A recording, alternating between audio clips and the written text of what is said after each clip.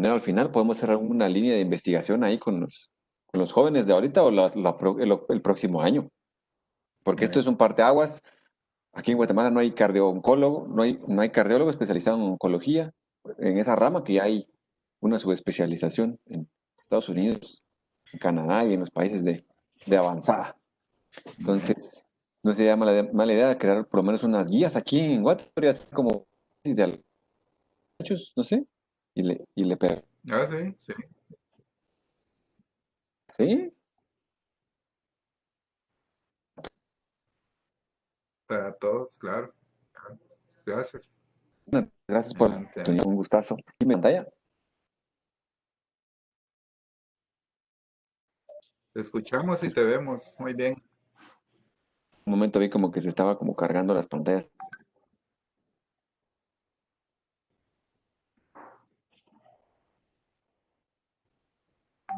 Todos me conocen. Ejercicio a los pacientes, porfa, porque muchas veces nos vemos así como ahorita estábamos platicando, así con esta cara, viendo eh, a lo que nos estamos enfrentando. Y eh, ustedes tienen seguramente estadísticas más recientes, estos solamente son unos números que encontré, los casos principales o la prevalencia más importante tanto en mujeres como en hombres, las causas de cáncer de cervix, cáncer de mama especialmente, ¿sí? Que tiene mucha relación con lo que vamos a hablar hoy por el tipo de medicamentos que se utilizan para tratar el cáncer de mama. Próstata, los pacientes varones, pues al parecer, por lo menos en esta parte, no nos va tan mal desde el punto de vista del diagnóstico, pero en cuanto a cardiotoxicidad se refiere, nos sigue yendo peor. Mencionaba el doctor algo, un punto clave, es que curiosamente los factores de riesgo que favorecen el desarrollo de los diferentes tipos de cáncer, ¿sí? Acá pusimos solamente dos, el cáncer de próstata en los varones, el cáncer de mama en las mujeres. Vemos cómo muchos de estos factores, pues prácticamente son los famosos elementos del síndrome metabólico, ¿sí? Y sabemos que la modificación de estos factores, ¿sí? Pues puede incidir en que disminuya la prevalencia de este tipo de enfermedades que para el Seguro Social y para muchas otras instituciones son catastróficas. Estos son los factores de riesgo en común. El tabaco se lleva mucho las palmas, el consumo excesivo de alcohol, la exposición a rayos ultravioleta en algunos tipos de cáncer, el sobrepeso. Esto, la inflamación crónica del sobrepeso, tenemos que empezar a modificarla desde nosotros mismos y nuestras familias. Da la casualidad de que vemos aquí nuevamente los mismos factores, así como lo mencionábamos en la diapositiva previa, vuelven a aparecer los mismos factores. Para el desarrollo de la insuficiencia cardíaca, este esquema es muy sencillito. Acá, por ejemplo, está la sobrecarga de trabajo metabólico, el peso extra, la prediabetes, ¿sí? O la sobrecarga de presión, por ejemplo, aquellos que son prehipertensos o aquellos también incluso que tienen, por ejemplo, malformación. No sé si les ha pasado, yo he tenido un par de casos curiosos que tenían, por ejemplo, estenosis aórtica congénita y que les resultó dando un linfoma. Pobres, les fue horrible porque no sabían que tenía la estenosis aórtica y eso tenía ya una sobrecarga de presión al ventrículo izquierdo y se expuso a radioterapia y quimioterapia, entonces desarrolló una evolución bastante torpia de la insuficiencia cardíaca. Aunque cualquiera de las dos vías nos va a llevar a cualquiera de las dos manifestaciones, pero la disfunción vascular o microvascular nos lleva principalmente a lesiones de ventrículo que hacen dilatación de las cavidades, pero la sobrecarga de trabajo en presión va a ser primero generalmente una miocardopatía hipertrófica y después puede llegar nuevamente o por otras vías a la dilatación del ventrículo izquierdo. Esto, pues acá, como lo mencionaba el doctor, está metido mucho el sistema de inflamación crónico que prácticamente puede manifestarse en todos los tejidos. Es lo mismo que hace la enfermedad renal crónica, lo que va a llevar a la demencia senil. Es algo que viene fuerte. Todos estos son los elementos, son algunos de los elementos porque siguen que son los los que hacen la mediación en el remodelado estructural después de un evento índice. Este evento índice, pues puede ser en cualquier momento dosificado por una sobrecarga extra de trabajo metabólico, por ejemplo, una crisis hiperglucémica o una crisis hipertensiva o un evento inducido, por ejemplo, por una cirugía de urgencia, ¿sí? Cualquiera de estos eventos puede provocar que los factores de riesgo que quizá no tenían todavía un daño estructural obvio, porque esa obviedad es la que generalmente nos gana a, a todo el mundo, no solamente aquí en Guatemala, estos pacientes que son billones los que estamos hablando, porque estamos hablando aquí para el año 2020, acá se puede ver a lo lejos la cantidad de millones de personas que tenemos. Prácticamente, si tomamos solo en cuenta el sobrepeso, es aproximadamente el 70% de la población mundial tiene ya inflamación crónica solo establecida por el... Si no hacemos nada, si esto se conjuga con sedentarismo, vamos echando más. Millones de personas pueden hacer que de un momento dado, estando aquí, no sabemos en qué punto de esta pequeña precipicio, ¿sí? Si se expone en este caso a una noxa externa como el contacto de las células del miocardio o de la vasculatura arterial de las arteriolas, ¿sí? A los quimioterapéuticos puede hacer que caigamos en una insuficiencia cardíaca que puede ser prácticamente clasificada como terminal. ¿Por qué? Porque la cardiotoxicidad, ¿sí? No solamente tiene un efecto único. Por ejemplo, el grupo más estudiado, pues los antraciclenos, pues sabemos que tienen varios mecanismos de acción, tanto directo en la fibra miocárdica como también afección de la vasculatura como afección de la matriz extracelular. Esta diapositiva se ve muy cargada, pero pueden buscarla, es de acceso libre, si quieren verla más despacito, pero se puede notar cada uno de los más prominentes quimioterapéuticos que pueden hacer noxa o daño a nuestro sistema de bomba, es decir, al corazón o al sistema arterial. Vemos aquí, por ejemplo, los anticuerpos monoclonales, la doxorubicina, la epirubicina, la ciclofosfamida, el cisplatino, que cuando yo me quedé, cuando pasaba en hematología y en oncología, estos eran los nombres que uno se aprendía. Entonces, y siguen siendo de uso predominante en muchos de nuestros esquemas. Importante de esta diapositiva también, los efectos dañinos pueden ser, si logramos documentar el primer mes, o crónicos cuando estos persisten de más de un año. Entre un mes a un año son subagudos. El curso de la enfermedad, hablando de la toxicidad cardiovascular, va a seguir prácticamente la misma evolución que la de una insuficiencia cardíaca clásica.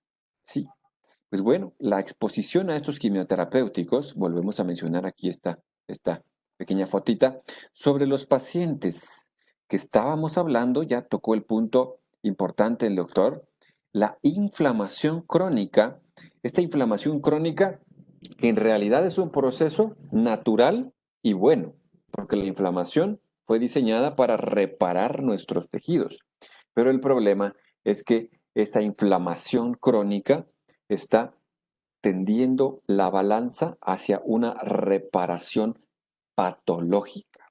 Y por ejemplo, entonces empezamos a ver en pacientes a edad temprana lesiones aterosclerosas, aunque no sean obstructivas, disfunción endotelial con una vasorreactividad aumentada, hipertrofia del ventrículo izquierdo, por poner un ejemplo, en pacientes prehipertensos, sin tener otro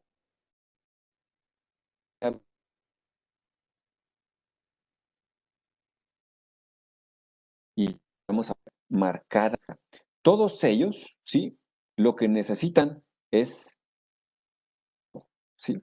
Especialmente entre más tiempo tenemos con estos factores de riesgo activo, sobre todo si estas metas de tratamiento no fueron cumplidas, por lo menos no se llevaron al estado óptimo del tratamiento, pues va a ser medidas que van a ser la enfermedad o quizá pudiéramos ver poco el daño. El paciente ya tenía un daño establecido en el tejido miocárdico muy notorio, que esta progresión ondulante como estamos acá, como estamos viendo acá, puede que se nos compense por un tiempo y va a tener periodos de reinternamiento o deterioro clínico oscilante. El es que tendríamos que agarrar a nuestro paciente en esta pendiente.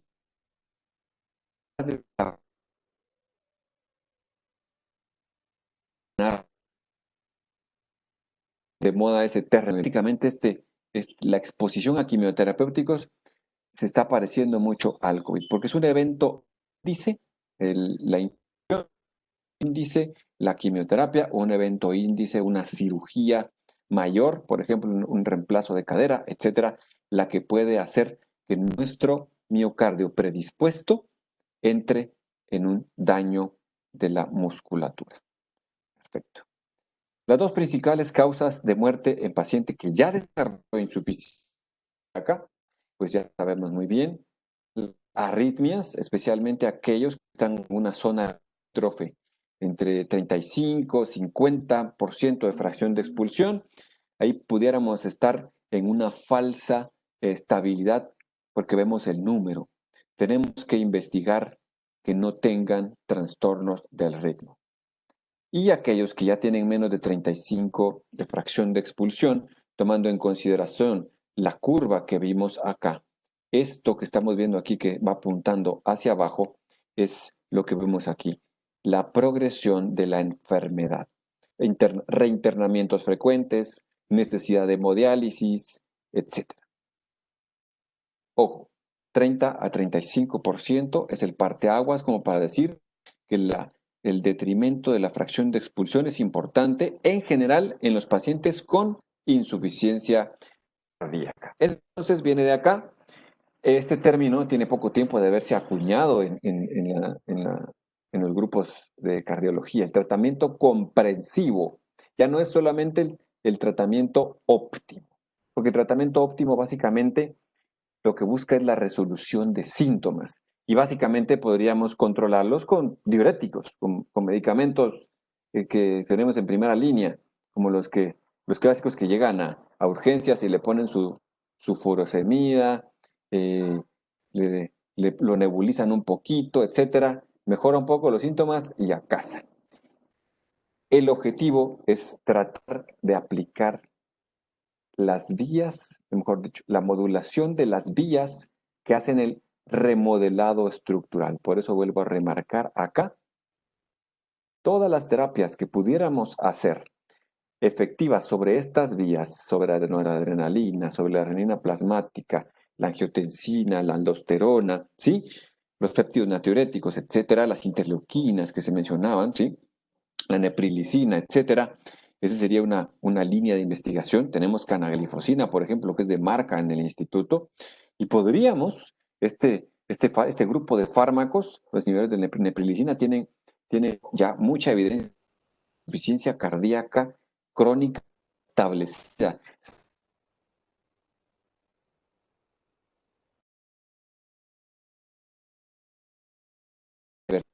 ¿No? A quimioterapéuticos. Hay intervenciones. Sabemos el tratamiento de inversionismo sea por stent, si el paciente requiere insuficiencia cardíaca, los tratamientos del ritmo, pero el tratamiento comprensivo de la cardiotoxicidad, ese término prácticamente lo fusioné para que se entendiera, era que tendríamos que tener en consideración cómo nuestros fármacos van a provocar el daño no solo al músculo, sino también a nuestros vasos sanguíneos. Aquí faltó ponerle unas comillas, entre comillas, normal. La noxa en agudo, asociado a factores de riesgo, y a esto le agregamos antraciclenos, inflamación inducida o aumentada después de la quimioterapia o radioterapia, la presencia de radicales libres puede hacer que la lesión celular sea tan severa que va a tener cambios de maladaptación. Esta mala adaptación es porque sabemos muy bien que dentro de los mecanismos de acción de muchos de los quimioterapéuticos a provocar muchos de mencionando acá, metilación del ADN, acetilación de histonas, acción dirigida a microARN y va a modular muchas de las moléculas que dentro del genético. Le agregamos que, por ejemplo, se pone, por ejemplo, a un quimioterapéutico que es antiangiogénico, va a hacer isquemia en áreas parchosas en el miocardio y va a haber prácticamente dilatación fácilmente de las paredes del ventrículo izquierdo. Y, por ejemplo, el daño irreversible que se puede obtener de dosis plenas de los antraciclenos, porque pueden modular la apoptosis de los miocitos, por poner algún ejemplo. Acá, un esquema muy sencillo, basado en colorcitos. Vemos cómo acá de una vez es como la introducción resumen de lo que vamos a tratar de explayar en las siguientes diapositivas. En la delantera a los gringos, porque los gringos sacan algo novedoso y vienen los europeos y les meten un doble gol. Y ellos ponen este esquema, ustedes nos van a hacer guía para las diapositivas posteriores. Vemos cómo ellos mencionan acá, por ejemplo, la primera vez que va a necesitarse la exposición a un agente terapéutico que sabemos que es cardiotóxico. Acá lo importante va a ser, ante todo, la prevención. ¿Cómo? Estratificando el riesgo de pacientes de que se exponga a... ¿Sí? ¿Cómo lo podemos estratificar? Muy importantemente, a un checklist los riesgos cardiovasculares, porque tenemos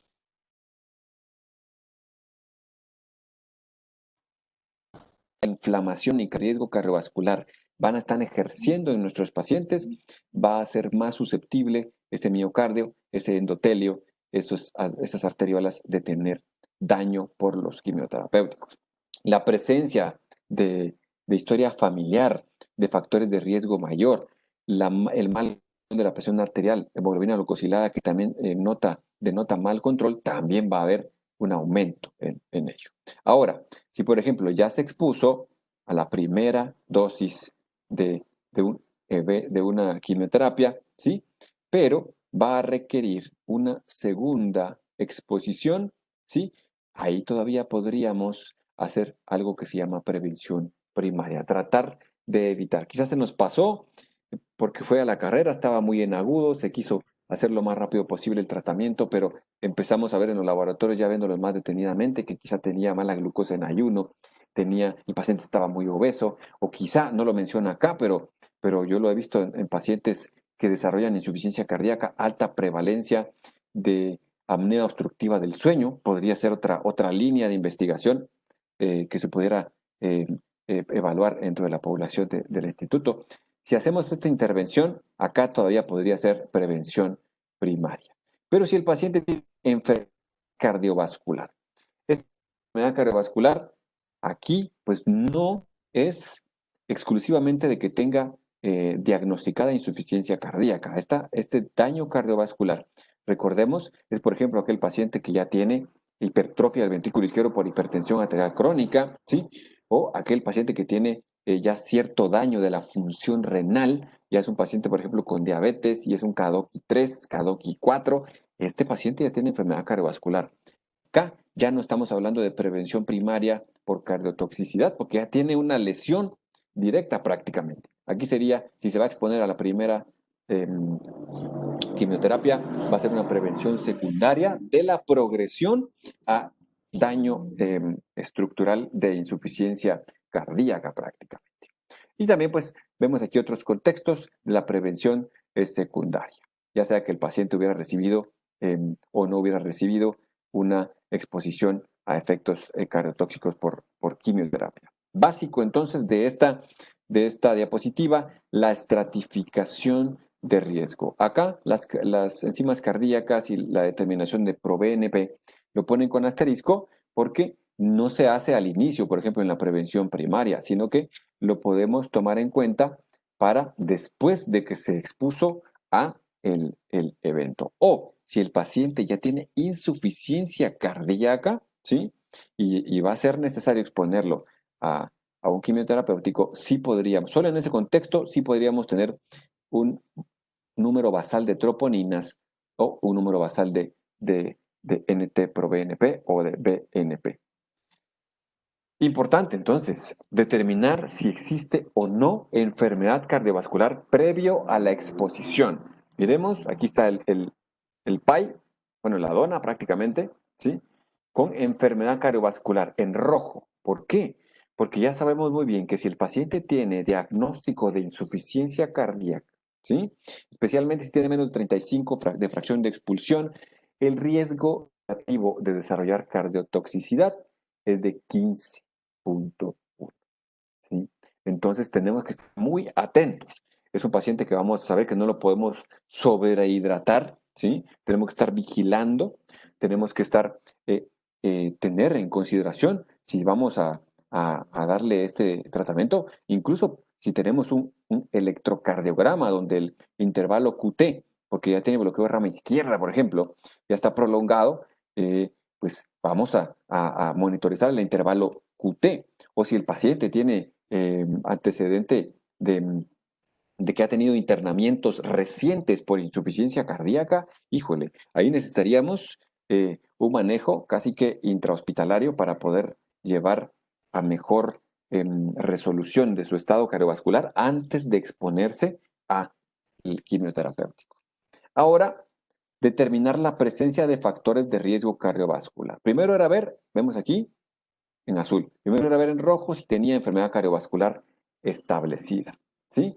Puede hacerse una simple medición de cualquiera de las tablas de riesgo. Aquí, por ejemplo, la escala de Framingham, el Q-RISC-2, la escala que utilizan en Europa, la que ustedes deseen.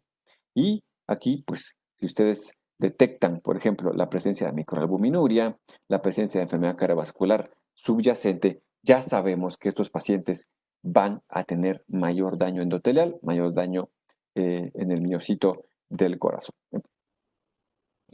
en el cardiomiocito. Vemos cómo los que tienen cardiopatía establecida, no insuficiencia cardíaca, pero cardiopatía isquémica establecida, 10.4 es el riesgo relativo, 10.4 veces el riesgo relativo de desarrollar cardiotoxicidad y manifestaciones de esta cardiotoxicidad. ¿Cuál es el objetivo entonces? Es el tratamiento apropiado y óptimo antes de exponerse a una quimioterapia. ¿Sí? ¿Cuál es el tratamiento óptimo? Vemos aquí, si ya tenemos la determinación de presencia de factores de riesgo, si el paciente pues, estaba fumando, obviamente dejar de fumar, la dieta más saludable posible, si fuera todavía, si no tiene mermado su tolerancia al esfuerzo o su calidad de vida, pues lo ideal sería de que el paciente aumentara su actividad física. El efecto antiinflamatorio del ejercicio nos olvida incluso hasta los mismos y nos centramos exclusivamente en medicamento, medicamento, medicamento. Y de ejercicio tiene algo que es posacondicionamiento o, por ejemplo, en los pacientes que van a cateterismo, los pacientes que tienen una trombosis aguda, por ejemplo, del stent, toleran mejor esas complicaciones si el paciente ya estaba acostumbrado a hacer ejercicio, porque cada vez que uno hace ejercicio, estresa al corazón, pero activa los elementos de reparación del miocardio que hacen más adaptación para los eventos posteriores de hipoxemia o de estrés por sobrecarga de presión o por sobrecarga metabólica, a comparación con tener hiperglucemia crónica, con tener hipertensión mal controlada, activa los mecanismos de cicatrización, pero cicatrización patológica. Bueno, buscar pues un adecuado índice de masa corporal, quizá hay alguna modificación en esto en las guías oncológicas, eso es lo que busca desde el punto de vista cardiovascular, porque sabemos muy bien pues que tienen que estar bien nutridos. Podría ser esto un parteaguas, una línea de investigación también, saber si, por ejemplo, estar cerca del límite superior del índice de masa corporal nos provee más protección en la cardiotoxicidad, porque si estamos muy cerca del 20, podría ser que nuestros pacientes estén menos calidad, que tengan una nutrición de menor calidad, por ejemplo. Un control de la hipertensión arterial, eso es algo importante. Niveles adecuados, control de triglicéridos y colesterol.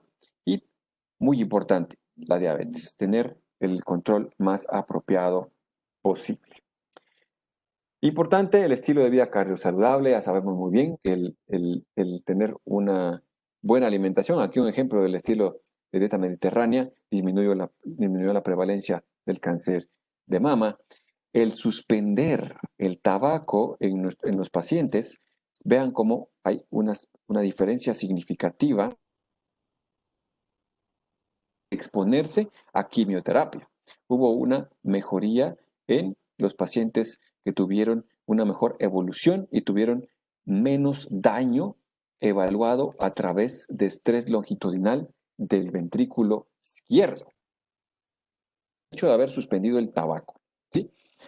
Y lo otro es aquellos que logran mantener ejercicio moderado a intenso antes de exponerse, van a tener mejor tolerancia.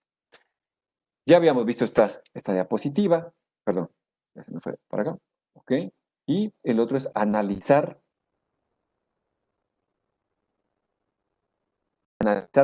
quién va a recibir el tratamiento farmacológico. El segundo elemento a analizar es el fármaco a nuestro paciente, porque ya vimos solamente los quimioterapéuticos pueden exponer a daño en el sistema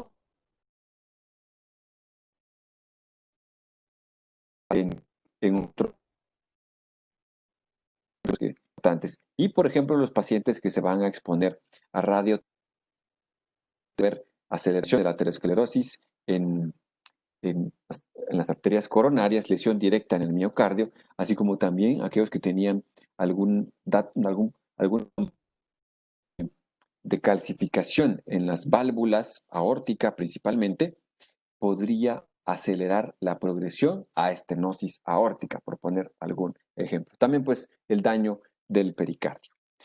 Se ve cargada la diapositiva, mucho mejor los mecanismos de acción de cada uno de los fármacos que se utilizan. Acá, como mencionábamos, se mencionan los más frecuentes e importantes en donde se sabe muy bien que dan lesión al miocardio y a la célula endotelial. Vemos cómo los antraciclenos no solamente afectan el músculo, sino que también el endotelio por dos diferentes mecanismos, directamente al endotelio o a la célula muscular lisa, provocando disfunción endotelial o provocando vasoconstricción, por poner algún ejemplo, por sobrecarga de calcio, el daño a las mitocondrias, a los núcleos, aquí no solamente hablando de los antraciclenos, también, por ejemplo, del trastuzumab, de la ciclofosfamina, del 5-fluoracilo, pues bueno, son los más estudiados hasta el momento.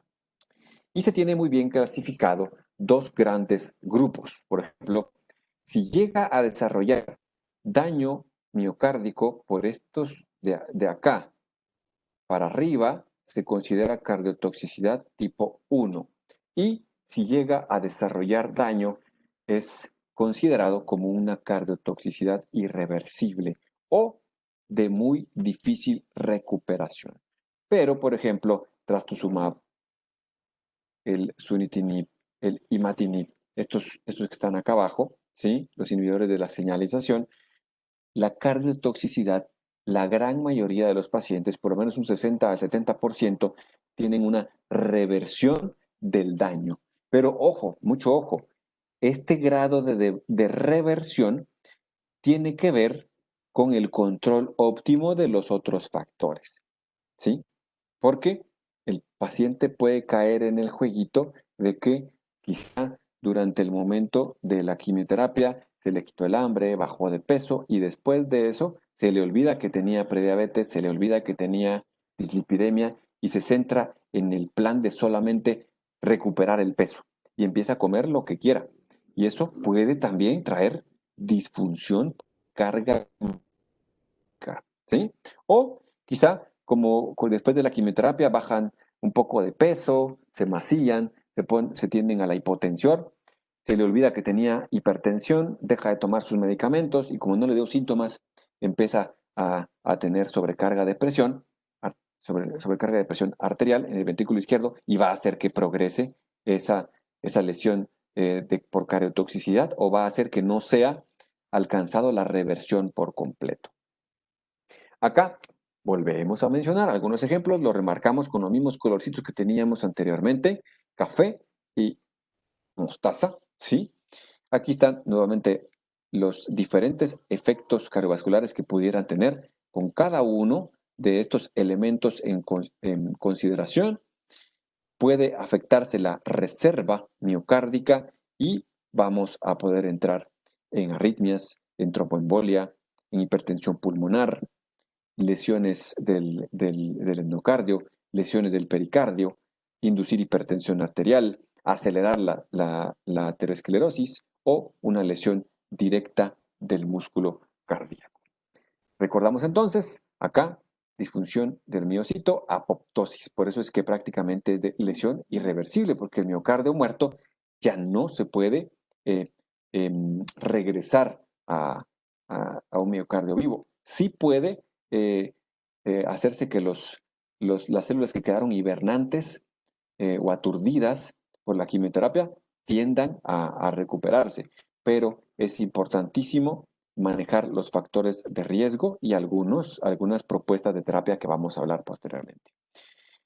Importante de esta diapositiva que estos efectos, especialmente en los que tienen toxicidad tipo 1, es dependiente de la dosis. Y de allí la estrategia, que ustedes la manejan perfectamente, es que si encontramos un paciente con una tabla de riesgo cardiovascular moderado, ¿sí? O alto, importante considerar una reducción en la dosis a la que se va a exponer. Aquí se menciona prácticamente lo que estábamos platicando hace unos segundos.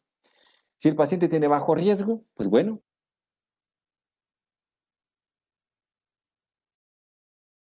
evaluar dentro de este rango de edad de 18 a 50 años, pues bueno, pues prácticamente se podría tolerar esta dosificación, como se está mencionando aquí de los fármacos, se menciona prácticamente la doxorubicina, la pirubicina, o buscar la utilización de fármacos liposomales, porque sabemos que tienen reduce por lo menos un 30 a 40% el riesgo de cardiotoxicidad.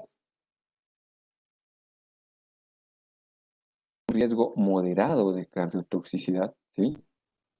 O si el paciente tiene estos elementos para considerar este riesgo moderado, entre 50 a 64 años, la presencia de uno o dos factores de riesgo como los que se describen acá, que están en la mayor parte de, de las tablas de riesgo, o si ustedes ven por acá, resistencia a la insulina. Aquí se abarca un gran espectro, puede ser una mujer que tiene ovario poliquístico, ¿sí? Y quizá no tiene hipertensión, pero si ya tiene antecedente ovario poliquístico, ya sabemos que tiene resistencia a insulina. O los pacientes que tienen datos dermatológicos como acantosis nigricans, aunque no lo hayamos estudiado a profundidad, ya sabemos que tiene resistencia a insulina. O el hecho de estar fumando. Acá, pues bueno, tiene que analizarse con mucho mayor detenimiento el momento de la aplicación de estos quimioterapéuticos. Y si tiene todos estos algunos de estos elementos que tiene alto riesgo, pues tendríamos que estar analizando dosis, por ejemplo, de radioterapia, valorar, aplazar el momento de la exposición a quimioterapéuticos para optimizar el tratamiento lo más que se pueda. ¿Sí? ¿Por qué? Porque, por ejemplo, también nos dan mayor riesgo de cardiotoxicidad, dosis altas, por ejemplo, prácticamente el doble de esta que estábamos mencionando acá arriba, nos va a aumentar el riesgo de la cardiotoxicidad. ¿Qué podemos hacer entonces? Primero, optimizar el tratamiento cardiológico oncológico. Ya vimos, buscar los factores de riesgo activos y planificar si va a requerir una dosis alta o una dosis baja del medicamento que se va a emplear para quimioterapia. ¿Para qué? Para hacer una prevención primaria de la lesión en músculo. Evitar que haya una lesión primaria en músculo. ¿Cómo podemos modificar esto? Incluso en pacientes que están en el borderline, que no tienen hipertensión establecida, pues hay algunas maniobras a realizar, que tienen solo datos de resistencia a insulina, etc. Prevención primaria también modificado por empleo de algunos fármacos, ¿sí? Vemos aquí el listado de algunos, por ejemplo, enalapril, valsartán, telmisartán, espironolactona, carvedilol, nebivolol, cualquier beta bloqueante, y algunos otros, como vemos aquí, está atorvastatina o cualquier tipo de estatina. Aquí hay otra parte de aguas que pudiéramos tomar en consideración a futuro. Acá, por ejemplo, se menciona la exposición a antraciclenos y el uso específico de carvedilol versus placebo. Y se ve cómo los marcadores de seguimiento post-exposición a quimioterapia, pues se ve una elevación mucho más alta del pico de troponinas, ¿sí? Después de haberse expuesto al fármaco sin haber utilizado el medicamento, es decir, habiendo utilizado el placebo. Pero aquellos que utilizaron carvedilol previo a la exposición, ¿sí? Esto podría ayudar a que nuestros pacientes no tuvieran ese daño en la célula miocárdica, es decir, apoptosis inducida por el antracicleno, si se exponía el paciente al carvedilol. Otros ejemplos de prevención primaria de cardiotoxicidad, el carvedilol aunado al enalapril, ¿sí? En el grupo de intervención, esto evaluado a través de fracción de expulsión medida por ecocardiograma simple de Doppler de 2 dimensiones, en comparación con aquellos que no recibieron esta terapia, ¿sí? Grupos no muy grandes, 45-45, creo que en el hospital se podría llegar a números mucho más grandes rápidamente, ¿verdad? Ya cuando se acaba un poquito la pandemia. En el seguimiento a 6 meses, miren, prácticamente hay una menor incidencia de insuficiencia cardíaca, muerte por origen cardíaco o una prevalencia de fracción de expulsión menor a 45%. En este estudio, pues aquí no se miran muy bien los datos, no me había fijado que no se le veían, pero fueron 120 mujeres con fracción de expulsión normal, ¿sí? 60 más menos 5%.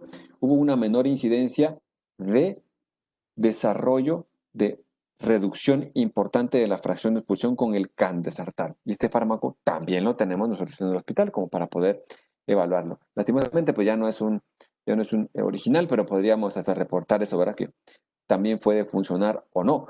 O podríamos dar ese parteaguas, es decir, el fármaco genérico no genera cardioprotección en comparación con la evidencia previa en donde sugería que sí existía cardioprotección.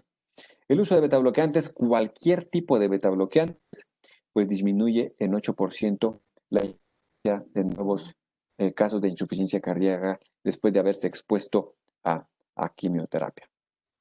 El uso de estatinas también, porque sabemos muy bien el efecto pleiotrópico de las estatinas. En este caso aquí, en pacientes con cáncer de mama, un número no despreciable, 628 pacientes. Reduce hasta un 30%, hasta en 30%, ¿sí? El riesgo de desarrollo de insuficiencia cardíaca. Si ustedes ven acá, también, mejor dicho, en esta parte está hablando de las curvas de supervivencia de Kaplan y Meyer, y ven cómo hay menos prevalencia de de estos eventos acumulados a largo plazo. Y aquí pues muerte por causa relacionada al cáncer y el uso de estatinas, pues sí alcanzó significancia estadística con un hazard ratio de 0.85 en el seguimiento a 15 años incluso, en aquellos que estaban utilizando estatinas. Detección precoz. Acá probablemente es donde vaya a haber un poquito más de preguntas al final. ¿Cómo lo podemos detectar? Ya en las diapositivas anteriores vimos las troponinas, ¿sí? No hay mucho que hablar de eso. Esto lo tenemos en acceso. Solo se podría solicitar en aquellos pacientes que tenemos un contexto clínico de moderado riesgo cardiovascular o alto riesgo cardiovascular, ya sea por tabla de clasificación de factores de riesgo clínicos. Pero si tenemos un elemento de alto riesgo, es decir, ya tuvo antecedente de enfermedad coronaria, ya tuvo un infarto, ha tenido episodios de angina, diabetes, enfermedad renal crónica, insuficiencia cardíaca, de ellos pues sería prudente evaluar si tenemos una elevación importante de las troponinas, porque entre más alta esté elevada la troponina, más vamos a esperar que haya un deterioro clínico del funcionamiento cardiovascular. Ahora, en aquellos que están recibiendo múltiples ciclos de quimioterapia, pues se puede utilizar algo tan sencillo como un ecocardiograma bidimensional. Se puede mandar a pedir, si tenemos la duda, un ecocardiograma con función de evaluación de 3D, que es un poco de mejor reproducibilidad, pero no todos los cardiólogos tenemos, porque yo me incluyo, no tenemos el entrenamiento suficiente para manejar este tipo de equipo. Tendría que evaluarse bien a dónde se envía. La mejor manera, el gol estándar a nivel mundial de medir la fracción de expulsión e incluso ver si hay daño en parches por exposición a quimioterapéuticos, pues va a ser la resonancia magnética. Pero por los costos se deja solamente para aquellos donde tienen casos dudosos o complejos.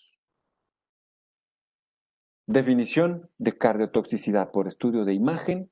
Pues bueno, básicamente esto, teniendo en consideración puntos de cohorte para las diferentes sociedades. Aquí pueden leer cuáles son las diferentes sociedades. Básicamente, en promedio, la mayoría con que reduzca más de un 10% de la fracción de expulsión basal, eso se cataloga como una cardiotoxicidad documentada por ecocardiograma. Esto con fracción de expulsión. ¿Sí? Muy importante, aquí se hace de esta diapositiva la FDA, que se metió ahí a terrenos que no son solamente de fármacos, pues sugiere que si el paciente tiene una fracción de expulsión normal, pues se considerara esta variación de más del 20%. Pues aquellos que tienen 60% de fracción de expulsión, aquí sugieren que sea más del 20%. ¿Sí? O si el paciente tiene una fracción de expulsión limítrofe, es decir, 50% o menos, si tiene una reducción mayor del 10%, entonces se podría considerar como una cardiotoxicidad documentada post-exposición a quimioterapia. Ahora, este elemento vamos a evaluarlo posteriormente, pero la medición del strain longitudinal. Este estudio lo ofrecen varios proveedores, lo único es que como no es de medición rutinaria, el ecocardiograma tradicional o Doppler color que pedimos transtorácico no lo incluye. Lo tienen que pedir de manera específica en el arancel y especialmente lo hacen en Unicar.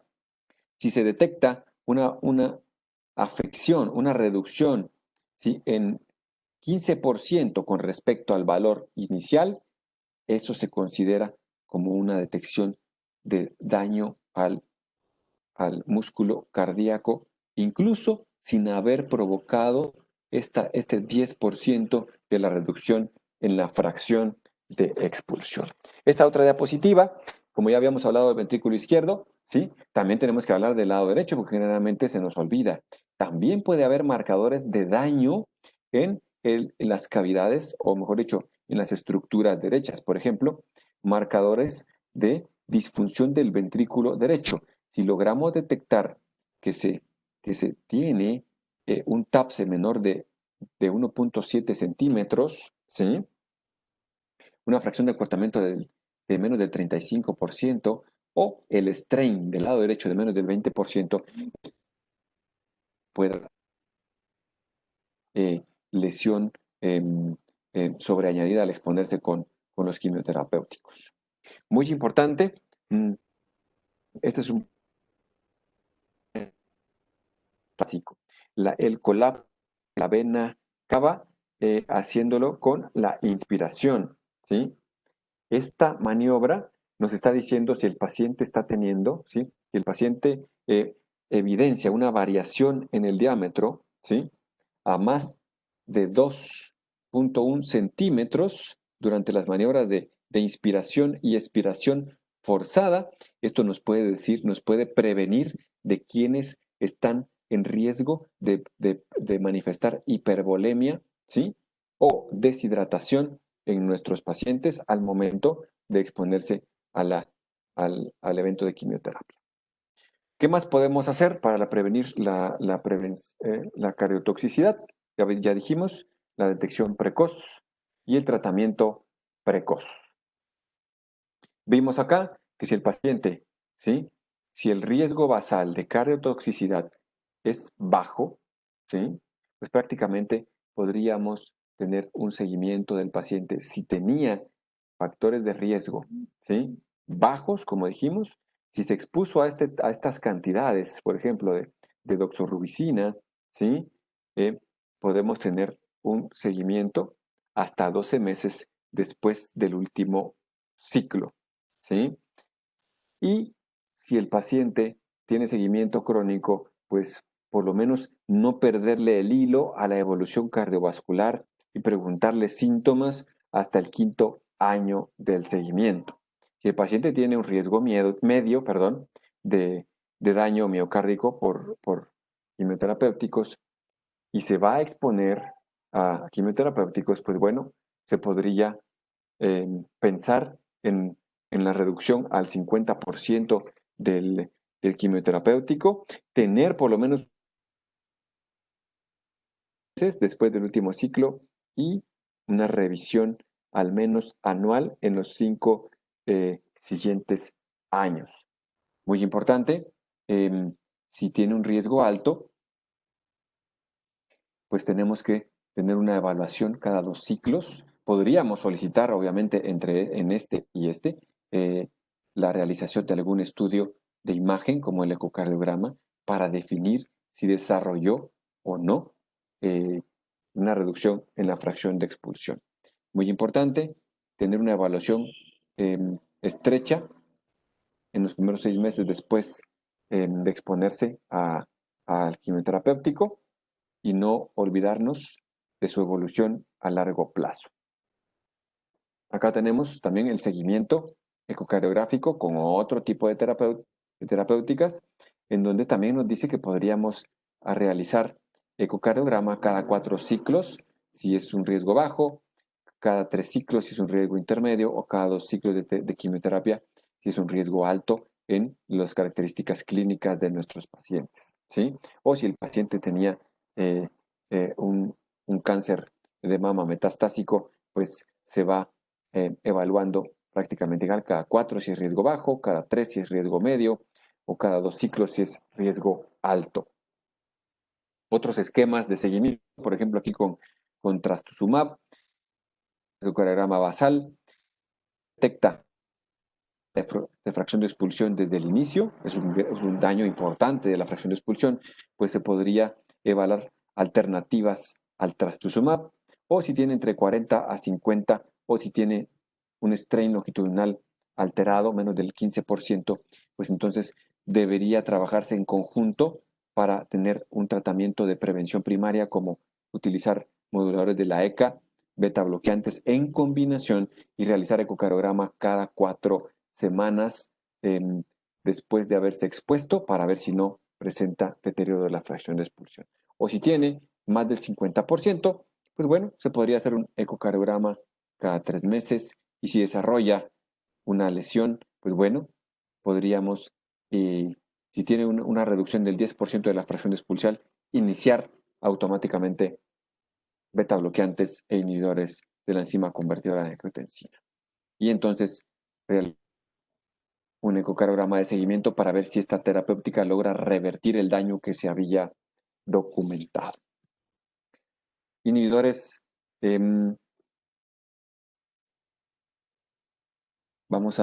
aquí estamos hablando de los marcadores de lesión miocárdica como la troponina o alteraciones electrocardiográficas son importantes, ¿sí?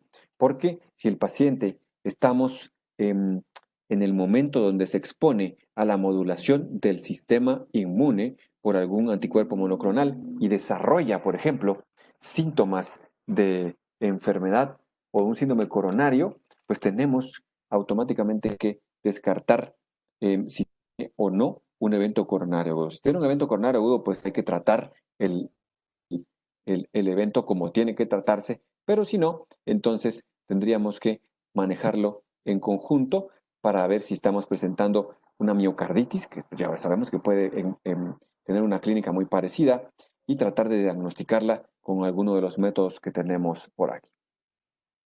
Otro grupo de medicamentos, evaluación programa, pero aquí lo que quiero resaltar es que muchos de estos quimioterapéuticos pueden alterar o pueden prolongar el intervalo QT. El parteaguas aquí es paciente tiene de base un QT mayor de 500 minutos. Muy importante. Incluso hay algunas guías, son un montón de guías, pero por ejemplo los españoles permiten iniciar el quimioterapéutico 80 milisegundos, pero solicitan que cuando se esté infundiendo el medicamento se realice a la hora de iniciar la infusión, a la dosis que se tenía planeada, se realice un electrocardiograma de control para ver si se prolongó el intervalo QT. Si se prolonga a más de 500, se suspende la quimioterapia. Si tenía un intervalo QT de menos de 480 y en la exposición al quimioterapéutico se eleva a más de 480, se detiene por una hora el quimioterapéutico, se reinicia una hora después a la mitad de la velocidad en donde se estaba infundiendo y se va evaluando cada hora el intervalo QT mientras dure la exposición al quimioterapéutico, para evitar, obviamente, el desarrollo de arritmias ventriculares o fibrilación ventricular. Al final, lo que buscamos es evitar eventos duros a largo plazo. Vemos acá, pues aquí prácticamente una combinación que que diría yo, el escuadrón suicida. Dosis altas o plenas de antraciclenos más una dosis altísima en radioterapia, pues ya sabemos muy bien que a largo plazo pues va a tener una alta prevalencia de enfermedad cardiovascular en el seguimiento, porque eran personas jóvenes que se expusieron, ya sea por tratamientos oncológicos o hematológicos. Reducimos la dosis de antraciclenos y reducimos la dosis de radioterapia, pues también va a reducirse la tasa o el riesgo de presentar eventos cardiovasculares. O si no se expone a antraciclenos, es decir, se utilizan otras opciones como quimioterapéuticos y tienen una dosis baja de radioterapia, pues va a haber mucho menor tasa de eventos cardiovasculares a largo plazo. Si aumentamos daño estructural, es decir, disminución de la fracción de expulsión o disminución del strain longitudinal del ventrículo izquierdo, debemos iniciar, no nos podemos esperar a que lo evalúe cardiología, tenemos que empezar tratamiento. Si tiene por lo menos una presión sistólica arriba de 100, pues bueno, empecémosle beta bloqueantes. ¿Sí? Si tiene una presión arterial normal, empecen en los dos, ¿sí? A menos que tenga alguna contraindicación clásica. Difícil que tenga todos los elementos en contra. Sabemos muy bien que si se expone a ellos, después, aunque hayan tenido una DIR de deterioro importante de la fracción de expulsión, puede tender a mejorar la función ventricular izquierda. Acá tenemos otro estudio en donde se da seguimiento a largo plazo y tiende a mejorar o aumenta la probabilidad de que se pase de un deterioro franco de la insuficiencia cardíaca no solamente a riesgo de muerte, sino que el hecho de que se mejore la fracción de expulsión va también a disminuir el riesgo de muerte. Porque recordemos que los que fallecen pueden fallecer de muerte súbita por arritmias ventriculares, por poner algún ejemplo. Tratamiento precoz, ya sabemos muy bien que puede influir si utilizamos los ARA2, si combinamos con betabloqueantes, ¿sí? Si utilizamos los IECAS más betabloqueantes o si utilizamos los inhibidores de aldosterona. De aquí pueden salir un montón de brazos de investigación para que los pudiéramos evaluar. Aquí está la recuperación de la fracción de expulsión. Vemos cómo prácticamente no hubo mayor significancia estaba limítrofe la significancia estadística en aquellos que no recibieron tratamiento, ¿sí? Y aquí pues hubo una mucho mayor significancia porque empezaron el tratamiento al notar que había un detrimento en la fracción de expulsión. Este es en seguimiento después del medicamento. Vemos cómo tiende a subir de 32 en promedio a 40%. Entonces, la optimización del tratamiento requiere recordar que vamos a poder hacer un efecto, aunque sea utilizando un fármaco. Aquí está el impacto de cada uno de manera individual en los pacientes con insuficiencia cardíaca crónica. Aquí, importante, lo que queremos recalcar es que también necesitamos valorar a largo plazo si el paciente está con una disfunción ventricular de menos del 35% que ya no se recuperó, tendríamos que valorar si el pronóstico a largo plazo del paciente es bueno, si tiene por lo menos un pronóstico de vida de más de un año, podría valorarse la utilización de cardiodesfibriladores para prevención de muerte súbita. Pero aquí viene el otro elemento, no solamente dentro del tratamiento comprensivo de la insuficiencia cardíaca están los betabloqueantes o los moduladores de aldosterona o de la IECA. También recordemos que está, por ejemplo, el sacubitril valsartán o en su defecto también tenemos a los SGLT2 como la canaglifosina que tenemos en el instituto. Y prácticamente el utilizar la combinación de todos estos tiende a reducir más aún los efectos, o mejor dicho, los puntos duros a largo plazo. Sería otra línea de investigación. Muy importante, si ya documentamos que tiene daño ventricular, optimizar el tratamiento independientemente de la causa, porque ya tiene diagnóstico de insuficiencia cardíaca, si no hubo una reversión de esa fracción de expulsión. No solamente con fármacos, sino que idealmente pues favorecer el ejercicio. Acá pues vemos el efecto del ejercicio, pero un ejercicio supervisado porque se detectó que habían tenido daño relevante después de la exposición a quimioterapéuticos y se llevó a una unidad de rehabilitación de cardio-oncología y vemos cómo pues disminuye los eventos cardiovasculares, disminuye mortalidad en pacientes con cáncer de mama, mejora la tolerancia a pico al esfuerzo, disminuye el deterioro de la fracción de expulsión, por poner algunos ejemplos. En cáncer de próstata, pues mejora la capacidad de hacer ejercicio.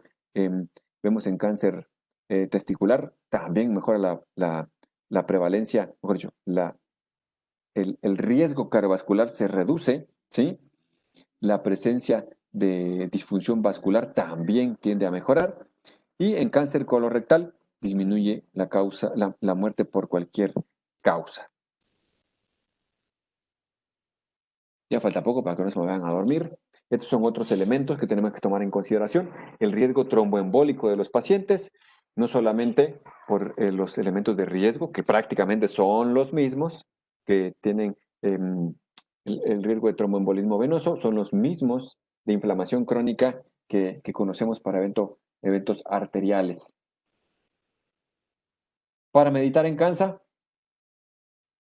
esta tormenta ya se fue, gracias a Dios. Antes de que nos lleve aquí, los mensajes clave. Sabemos que el paciente con cáncer va de camino luchando contra la enfermedad y el exponernos a algunos fármacos puede que sea una tormenta a su sistema cardiovascular. Sabemos que hay múltiples mecanismos de daño a nivel del sistema cardiovascular, los grupos más importantes, los mecanismos más conocidos hasta el momento, muy complejos, pero el chiste es hacer una adecuada evaluación. ¿Sí? Cada uno de estos elementos, yo les puedo mandar la clase para que los revisen con mayor detenimiento y puedan acceder. Estas están prácticamente gratis, la gran mayoría de acceso en PubMed y en estos. Lo que necesitamos es un esquema. De aquí entonces la propuesta de esta diapositiva es tratar de hacer un monitoreo apropiado, pero lo ideal sería que se pudiera trabajar en algunas guías de detección y manejo de cardiotoxicidad en nuestros pacientes.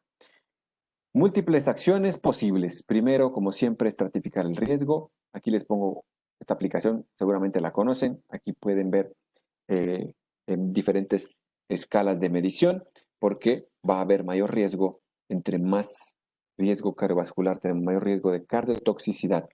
Buscamos principalmente la prevención del cáncer, pero si, bueno, estamos expuestos a esta enfermedad, pues bueno, no podemos tardarnos en hacer estrategias preventivas. Trabajar en equipo, ya se sabe muy bien, está demostrado, el trabajo en equipo va a dar resultados más óptimos, especialmente cuando el paciente tiene alto riesgo de desarrollo de cardiotoxicidad, debemos favorecerlo. No olvidemos la estrategia del ejercicio como maniobra de prevención.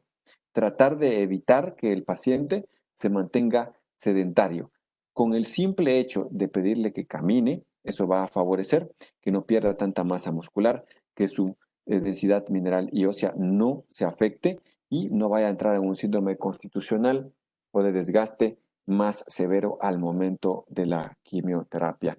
Durante la tormenta, pues bueno, si se expone a un tratamiento que sabemos que puede dar cardiotoxicidad, pues tenemos que estar midiendo los cambios en la fracción de expulsión post-exposición. Si detectamos, ¿sí?, más del 10% de reducción, pues entonces ya sabemos muy bien que el paciente presenta cardiotoxicidad documentada. Es importante, ya sea optimizar el tratamiento, si ya tenía algo de tratamiento cardiovascular, tenemos que iniciar una maniobra para optimizar el tratamiento. ¿Por qué? Porque si lo hacemos en esta fase donde todavía había un daño celular y una disfunción precoz, podríamos revertir el daño. Pero si ya lo hacemos acá, pues va a ser muy difícil que podamos obtener una mejoría en el pronóstico cardiovascular de nuestros pacientes. Los tratamientos, ya sabemos que así como en la hipertensión, si el tratamiento es de polifarmacia o en una misma eh, píldora, va a tener más apego, más efectos benéficos de protección, igual va a ser acá. Si tratamos de modificar con múltiples bloqueos en el sistema neurohumoral que induce el daño miocárdico por cardiotoxicidad, vamos a poder obtener mejores resultados. Objetivo fundamental va a ser entonces facilitar el tratamiento del cáncer para que detectando a nuestros pacientes con riesgo, pues haya menos interrupciones del tratamiento y al mismo tiempo mejorar el pronóstico de los sobrevivientes o los supervivientes. Esta es publicidad, pero no sé si alguien desea hacer alguna pregunta. Voy a dejar de compartir. ¿Qué tal, doctor? Buenas noches. Muy buena clase. Yo creo que en la otra, en una vida paralela, yo fui cardiólogo el año pasado en Puerto Barrios con mi compañero de EPS, que creo que nos dábamos la grande, tratando ahí a los pacientes gorditos y con insuficiencia cardíaca, desde sacarlos del intensivo, los mirábamos en el encamamiento, les dábamos egreso.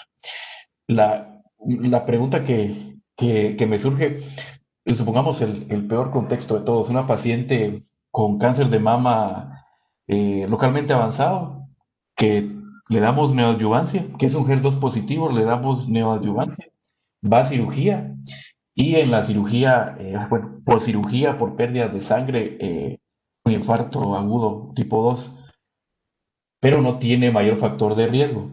Luego de este infarto, ¿cuándo iniciaríamos el tratamiento anti-HER2 o lo contraindica permanentemente.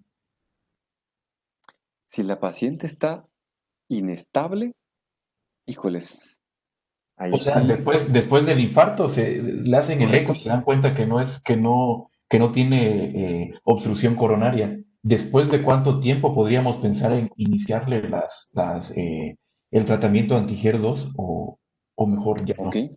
perfecto. Aquí habría que sopesar el, la tasa, bueno, ya no tengo mucho el concepto, bueno, lo voy a decir en términos muy toscos. La tasa de replicación tumoral, lo diría yo, no sé, si ustedes, si el cáncer está dando manifestaciones muy aceleradas de metástasis o si consideran que el tipo celular es muy agresivo, híjoles, pues yo, si no tiene lesiones coronarias, pues prácticamente podríamos estar empezando,